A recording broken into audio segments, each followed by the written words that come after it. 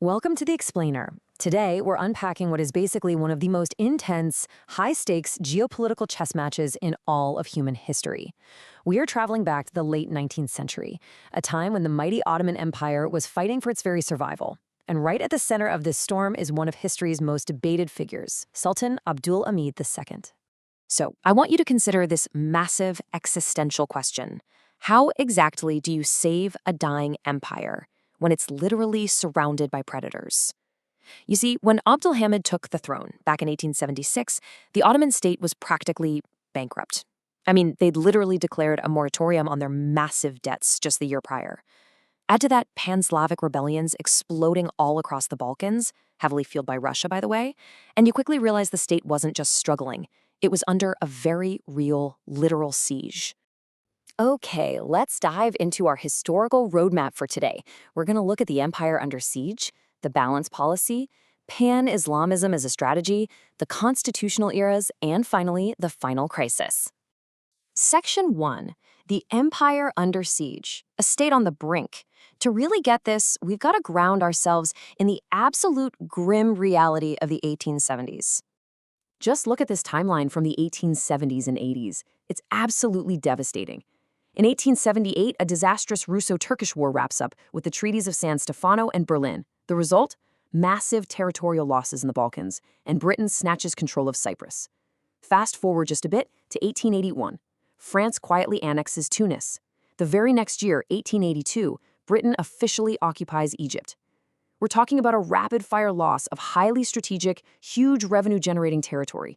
The pressure on Abdulhamid from all sides was just crushing. Section 2. The balance policy, risk management. Faced with this incredible physical weakness, Abdulhamid had to pivot. He couldn't win on the battlefield, so he moved the fight to the diplomatic table, using a strategy known as denge siyasati. And this really illustrates that pivot perfectly. As historians like Professor Süleyman Kızıl Toprak point out in their modern analyses, the Sultan's whole playbook was rooted in intense risk management. Look, the Ottoman army was simply way too weak to fight a massive multi-front war to protect its remote territories. So, the strategy became avoiding large-scale conflicts at literally all costs through some meticulously calculated diplomacy. Think of the great powers as players on a giant, high-stakes chessboard. Britain, they wanted control of Egypt, Cyprus, and the route to India. So Abdulhamid shifted the empire's strategic reliance away from London. Russia is over there pushing pan-Slavism in the Balkans and eyeing the Straits. The Ottoman countermove? Maintain extremely cautious diplomacy to avoid direct military clashes. France is looking to expand its North African colonies, like Tunis. So the Sultan actually uses the friction between France, Britain, and Italy as a sort of diplomatic shield. And then you have Germany. Abdulhamid actively cultivated Germany as a brand new military and strategic counterweight against the rest. He was constantly brilliantly pitting them against one another. It all boils down to this. The empire's survival depended not on winning wars, but on preventing the great powers from uniting against it. After those devastating losses in 1878, the core strategy was purely about delaying the collapse. That was the genius of the balance policy, making the empire's destruction just way too complicated for Europe to agree upon without starting a massive world war among themselves. Section 3. Pan-Islamism Strategy, Ideological Shield. While that balance policy kept the foreign predators at bay, a domestic strategy was absolutely crucial to keep this massive, multi-ethnic empire from fracturing from the inside out. Enter Pan-Islamism. This was a political and religious ideology that Abdulhamid II used to unite the diverse Muslim populations around the central authority of the caliphate.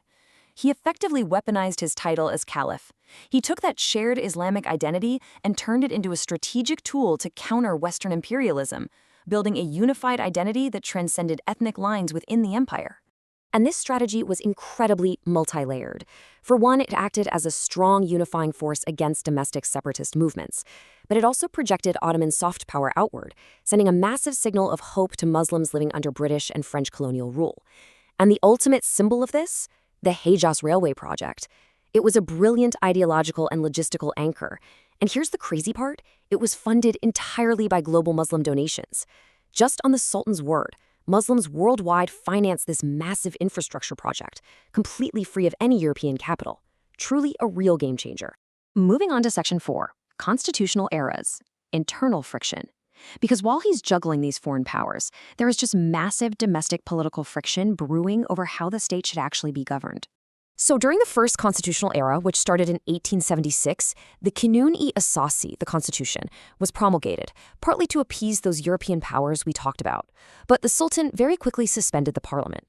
He used the 1877 war with Russia as the justification to consolidate absolute autocratic rule, which in his mind was the only way the empire could survive.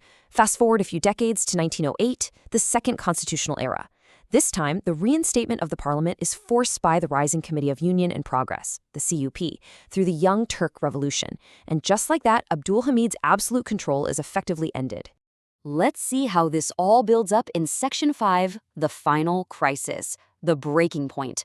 The divide between the traditionalist military elements and this new constitutional government was hitting a complete boiling point. Let's walk through this cascading collapse step by step. Step 1. The 1908 revolution reinstates the Constitution, right? But it leaves the state highly polarized. Step 2.